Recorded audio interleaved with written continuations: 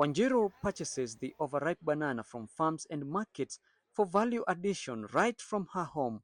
This is the gap that Diana Wanjiru, a farmer from Ngong, saw and took a full advantage on it, making banana cakes that fetch up to 450 shillings per 600 grams.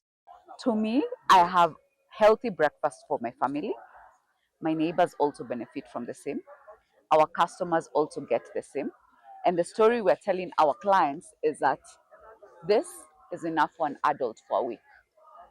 So a slice is enough for you per breakfast meal. And with continuous discipline, you're able to discover that it helps you live a healthier lifestyle.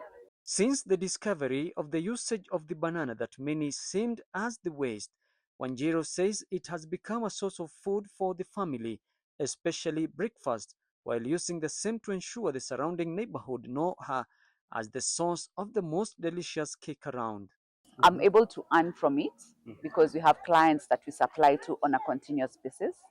And the decision makers of the home and also businesses are who we target. So they make orders on a continuous basis from us. She easily earns from the banana cake she makes from her home. The orders are made and delivered seamlessly to her clients, whom she says are equally satisfied. How does Wanjiru go about it? With a full understanding of the need to maintain the taste and the quality of the cake, she explains. So I source the banana. I live in Ngong. The Ngong market has traders who trade in bananas. What I do is I buy from them the overripe bananas only. So the overripe bananas come in three categories. There's an overripe banana that you can bake with. There's a completely overripe banana that is broken and spoiled, that goes directly to the compost. And there's another category which is not completely spoiled. I feed my poultry. So the baking part is what now I use only the banana. The peels will also join the compost. Okay. Yes. So for the bread, we deliver to our clients based on orders made. We do not use any preservatives in our baking. So our bread is fresh for 3 days on the countertop and 7 days in the fridge. Okay. Yes. Now let's talk money.